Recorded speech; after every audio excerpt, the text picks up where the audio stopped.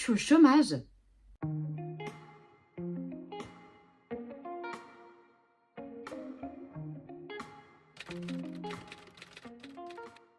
Salut l'équipe, j'espère que ça va bien, moi ça va du feu de Dieu. Et je suis pas au chômage. Non, c'est faux, c'est un mensonge. Je change de travail. Je suis pas au chômage, mais je change d'alternance. Et il y a un an, quand j'avais cette tête-là, je t'avais dit que j'avais trouvé un nouveau travail en alternance et que je ne vous en parlerai pas tant que ce ne sera pas fini. Mon contrat se termine cette semaine. Prenez un truc à boire. Moi, je vais poser mes ongles puisque c'est le seul truc qui me manque actuellement sur mon corps. Et on va discuter de mon alternance de la dernière année. Il y a un an, je cherchais une alternance pour mon bachelor en assistant de production à l'Écart à Paris, qui est toujours mon école aujourd'hui, mais je vous expliquerai dans la suite de cette vidéo pourquoi. J'aime pas le cadre. Et je tombe sur une story de monsieur Lucas Barlafin, que beaucoup d'entre vous connaissent, puisque beaucoup me suivent pour mon contenu automobile à l'origine et sont arrivés sur le lifestyle YouTube. Mais il y en a beaucoup qui viennent de TikTok, et TikTok, je parle de Formule 1. Et à un an, je tombe sur une story de Lucas Barlafin qui recherchait à l'origine un monteur en alternance. Et je réponds à sa story en me disant, écoute, coucou, tu cherches pas une prod, quoi. C'est à quoi il me répond que sur le moment pas du tout, mais que pour plus tard, pourquoi pas, viens on se fait un call, quoi.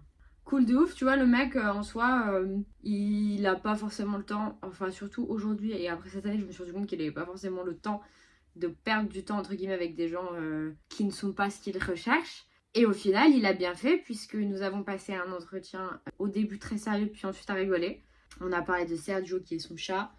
Sergio a été le centre de beaucoup de nos discussions avec Lucas pendant un an. Et au bout de quelques jours de réflexion et d'autres candidats qu'il l'a vu, il m'a appelé, il m'a dit effectivement j'ai plus besoin d'une prod, surtout si tu sais faire un peu plus de montage que d'autres, et go quoi. Et j'ai signé mon premier contrat d'alternance comme ça. J'ai eu plein de missions dans mon alternance et les premières ont été assez diverses. Je me rappelle de recherche de contact, je me rappelle de recherche de développement de projets qui sont encore secrets à l'heure actuelle. J'ai pu bosser un peu en avant-première sur sa chaîne Twitch qui est sortie depuis, mais quand je suis arrivée, il n'y avait pas encore question de cette chaîne Twitch. Et je sais que j'étais très contente en fait de pouvoir être un peu dans l'ombre et dans le secret de tout ça. Et moi, ça me faisait vraiment plaisir parce que, en fait, tu voyais derrière comment est-ce que toi tu bossais avec ton patron et avec ce créateur de contenu sur tout ce qu'il va mettre en place. Et après, tu vois la réaction du public et des abonnés. Et ça, franchement, c'est vraiment un privilège, je trouve. J'ai beaucoup fait durant mon alternance du montage. En fait, j'ai transformé tout ce que vous avez vu sur 90% de ce que vous avez vu sur TikTok et sur Instagram en contenu court de Lucas. C'est moi qui l'ai monté. Et en fait, quand tu passes d'une vidéo 16-9 à 9-16, t'as plein de petites choses à faire. Et ça, c'était vraiment ma partie mon taf que j'ai adoré faire. J'ai adoré apprendre là-dessus. J'ai adoré apprendre sur le montage. Et surtout, je me suis surpassée et dépassée parce que je sais pas écrire 3 mots de français, vous l'avez déjà remarqué. Donc pour les sous-titres, etc., on a dû trouver des alternatives. Et en fait, j'ai vachement appris dedans. Il y a des projets sur lesquels j'ai bossé qui ne sont toujours pas sortis et qui ne sortiront pas tout de suite. C'est des choses qui sont très secrètes, donc je n'en parlerai pas. Je sais on s'est beaucoup projeté sur Lucas Raconte, qui est la deuxième chaîne maintenant de Lucas Barlafin. Et que j'ai aidé à mettre en place. Tu vois, je fais des recherches de script, on a réfléchi aux couleurs, on a réfléchi à la position, on a réfléchi au décor. Et c'est vraiment toute une création et une direction artistique à trouver et à choisir. Et c'est des choses que j'avais jamais faites, tu vois. Et apprendre comme ça, c'est vraiment fun. Et c'est vraiment cool parce que, en fait, j'apprends des choses qui vont me servir dans la production de longs métrages, dans la production d'institutionnels, etc. Mais par le biais d'un youtubeur et d'une équipe réduite, puisqu'en soi, l'équipe, c'est Lucas et moi. Et les freelances qu'il a pour le montage, pour la caméra, pour les miniatures. Donc en 100%, c'était Lucas et moi, tu vois. Donc on a un lien qui s'est créé, qui est assez privilégié, on en parlera tout à l'heure. Et aussi beaucoup avec son agence, Lucas est chez Fojo. Et j'ai pu discuter et rencontrer les gens de chez Fojo. Et c'est pareil, c'est une entreprise à taille humaine. Ils sont max 10 avec des alternants. Donc tu vois, c'était aussi un cadre un peu privé, un peu cosy, tu vois. Et ça, je trouve que ça n'a pas de prix, surtout en début d'alternance. T'es pas un chiffre dans un Excel, tu vois.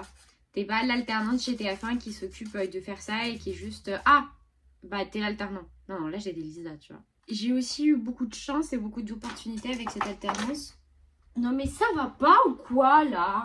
Ouais, j'ai eu beaucoup de chance et beaucoup d'opportunités avec cette alternance, dont une qui a été... Attends, je sais pas si j'arrive à le choper. Rétromobile. Rétromobile, c'est le plus grand salon de voitures, de collection de voitures anciennes au mètre carré d'Europe, si je dis pas de bêtises. Et on a travaillé avec eux. Et pour eux, on a fait un podcast d'ailleurs chez Charles Poudy. Charles Poudy dans mes veines avec le directeur de Rétromobile, c'était trop bien. Rétromobile, c'est le premier... Non, Charles Poudy, c'est le premier endroit où je mets les pieds dans mon alternance, donc j'étais arrivée plus tôt que les autres. Enfin, que je mets les pieds dans mon alternance sur le tournage. Et en fait, c'est l'endroit où il y a le plus de Ferrari au mètre carré d'Europe. Et en fait, je me retrouve devant le monument comme ça, là, qui est Charles Poudy, devant ce truc incroyable. Et je chiale comme une madeleine, quoi. Donc, je suis allée me chercher un Starbucks, c'est juste le temps de souffler avant d'attendre Lucas et que son cadre monteur arrive des podcasts. J'étais là comme une enfant de 5 ans, tu vois. J'envoie une photo à papa et tout. Enfin, c'était dingue. Puis même d'y aller après à Rétromobile, c'était génial. Buvez du café dans 23 ans, il n'y en aura plus. Vous avez vu comme elle est trop bien, ma tasse, c'est zip. Enfin bref, ensuite, qu'est-ce qu'on a eu? On a eu le podcast avec Lola Lorinfos. Lola Lorinfos, c'est une pilote de l'iPhone Academy. Et genre, on était là et c'était trop bien. Lola, elle est grave mature, elle est grave posée, elle est grave adulte quand elle parle. En fait, je me suis fait cette réflexion de waouh, tu vois à quel point ils sont médias traînés, etc. Je crois qu'elle a 18 ans, Lola Lorinfos, il me semble. Et t'as l'impression qu'elle en a 30 quand elle parle. Pas physiquement ni rien, mais sa façon de parler et tout. T'es là en mode waouh, mais madame quoi, tu t'exprimes mieux que moi, tu sais mieux où tu vas que moi. On s'est tapé un fou rire de ouf pendant le tournage du podcast, on n'arrivait plus à reprendre. C'était assez drôle. Avec le cadreur monteur de Lucas que j'adore. C'est vraiment devenu un copain. Là, on va essayer de se revoir bientôt, mais j'aime trop. Et moi, je crois pas aux gens qui disent oui, travail, perso, perso. Si je le fais parce que, par exemple, si je travaille avec Thomas, les gens vont pas savoir qu'on est en couple. Mais il n'y a pas de... Tu peux pas devenir pote avec les gens de ton travail, quoi. Non, ça n'existe pas. Qui on a eu d'autres? On a eu Benjamin Gérard, qui était un pilote de karting qui a roulé avec les plus grands de la Formule 1 aujourd'hui. Et c'était assez dingue d'être là et d'entendre toutes ces histoires pendant le podcast, des choses qu'on a coupées puisqu'on n'avait pas le temps, tu vois, sur le podcast. On peut pas non plus rendre un truc de 4 heures, donc il y a des choses qu'on a coupées parce qu'on n'avait pas le temps, mais du coup, il y a des histoires qu'on a en exclu, qu'on a dans notre tête et qu'on gardera jusqu'au bout, que les gens n'ont pas, tu vois, que les gens ne connaissent pas et n'auront jamais. Et ça, c'est assez ouf. Aussi ouf que la rapidité avec laquelle je pose mes ongles, vous avez vu. On a eu ça, qui est une photo que je n'arrête pas de mettre dans ma story privée depuis des mois. Isaac Adjar. Ceux qui connaissent le sport automobile savent qui est Isaac Adjar. Isaac Adjar, c'est le champion, pas encore, le premier championnat de F2 actuellement. Il est français, il roule avec Red Bull et c'est mon pilote préféré de F2 et potentiellement le jour où il rentrera en F1, ça sera mon pilote préféré de F1. Désolé Max. Oh, Max il me regarde, regardez comment Max il me regarde.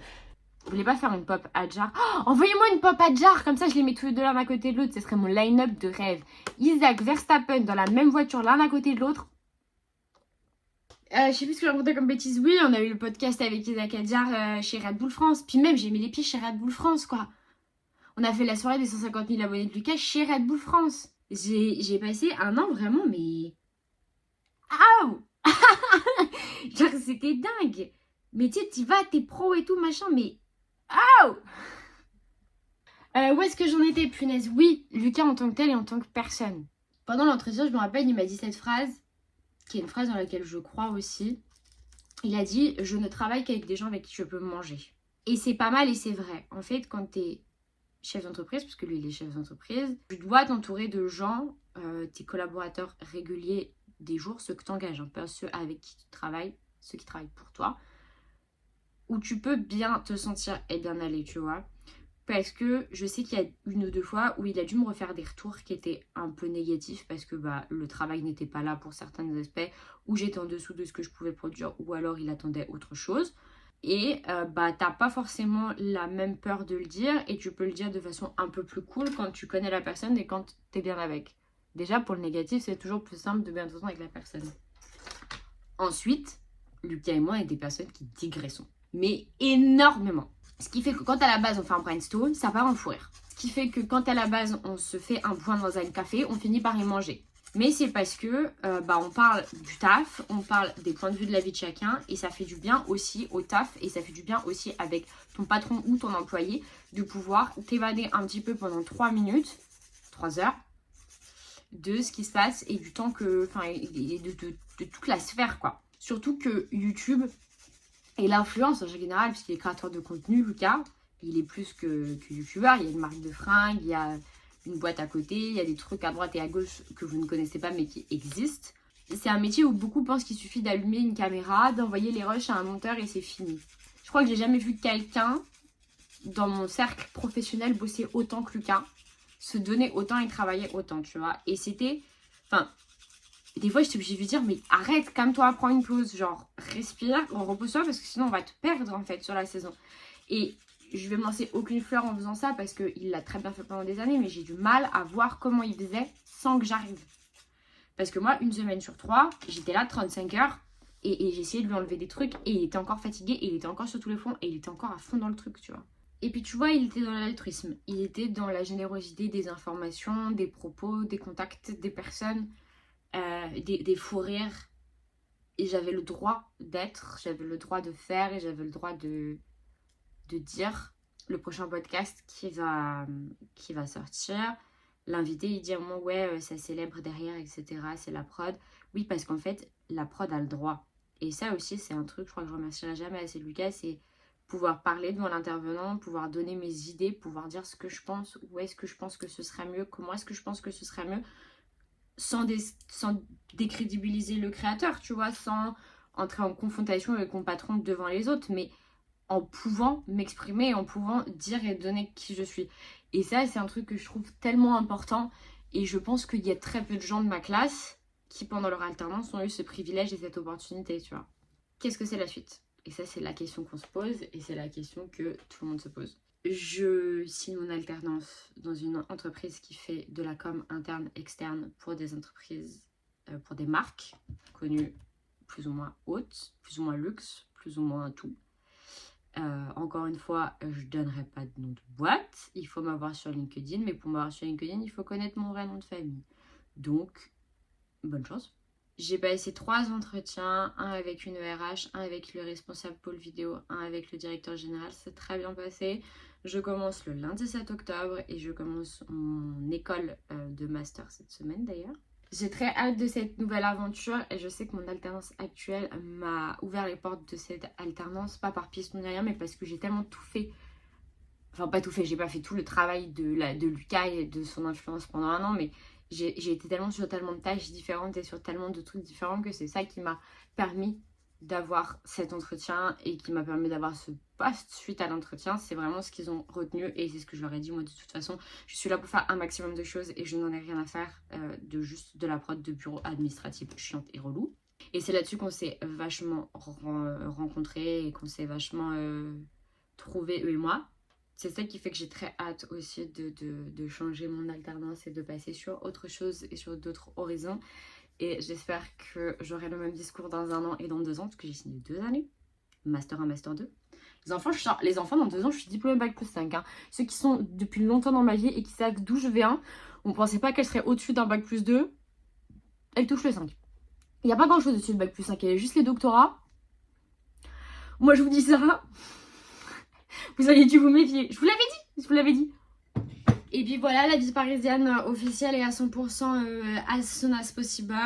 Peut-être avec une copine, tout ça. Je vous raconterai tout, vous saurez tout en temps et en heure. Les vidéos YouTube vont continuer, ça c'est une certitude, même s'il y aura beaucoup moins de temps qu'avant. Mais on va faire en sorte que ça puisse sortir et au bon moment et de la meilleure des façons. Je vous laisse là-dessus. J'espère que cette vidéo vous a plu et qu'elle a pu répondre aux petites questions que vous aviez, surtout sur les réseaux quand vous m'avez vu, il viendra de ouf. Entre autres devant les F1 de Schumacher de 2008. Je crois que c'est 2008, celle que j'ai vu à Tronville, je sais plus. Et que je vous donnais pas d'explication sur tout ça. Et puis je vous embrasse. Croyez en vous, croyez en vos rêves, soyez ambitieux, soyez travailleurs, soyez professionnels. Et à la semaine prochaine.